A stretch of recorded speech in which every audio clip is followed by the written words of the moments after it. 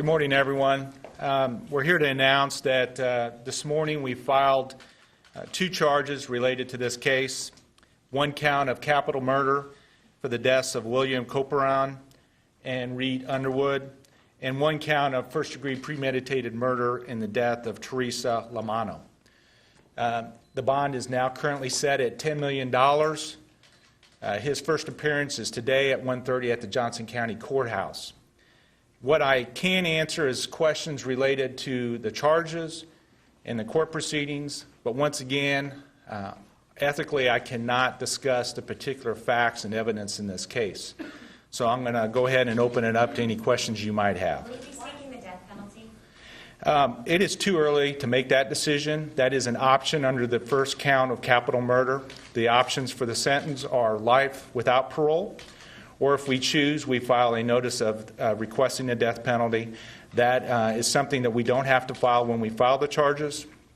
That is I don't take that decision lightly, and that decision will be made after we get all the facts and evidence of this case, because we want to make an informed decision before that is done. Why the difference in one count of capital and why the premeditated on two? You'll be handed a copy of the complaint, and under the capital murder charge, there are different options that allow for capital murder.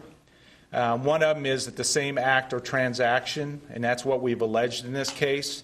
Both Mr. Corporon and Mr. Underwood were killed in a short period of time, and so that makes it eligible for capital murder. Under Kansas law, that has to be charged, even though two people died, it's charged as one count of capital murder. And then there was a separation in time, and that's when Teresa Lamano was killed, and that is why there's a second count of premeditated first-degree murder. But is it then tried as one event? Yes. All three deaths? Well, there's two separate counts. Right. The first two deaths by Mr. Coperan and Mr. Underwood would be really one count, and so we would go for one charge under those two deaths. And that's how the capital murder charge is laid out in Kansas. Steve, is there any other indication that, does everything to this point now show that the perpetrator acted alone, or were there some associates involved? I think the chief indicated, I believe yesterday, that we are still actively investigating this case. I know federal and local law enforcement is doing that.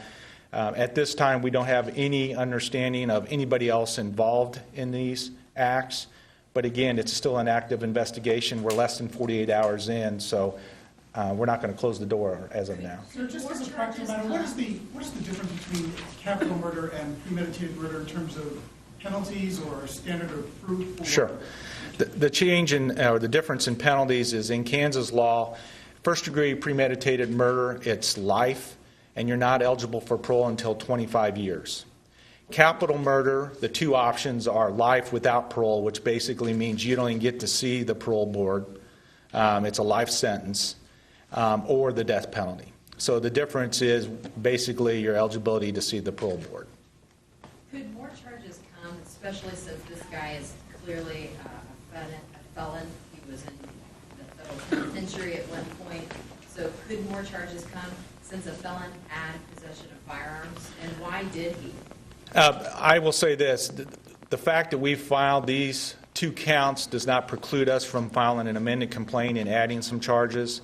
We're required by the Constitution to file this within 48 hours, and so we got some charges on file. We are continuing this investigation, and there's a good possibility that additional charges could be forthcoming. Would it have been illegal for a convicted felon to have had the weapon? Of course. If the person has a felony conviction, they would be either under federal or state law. They should not have a firearm.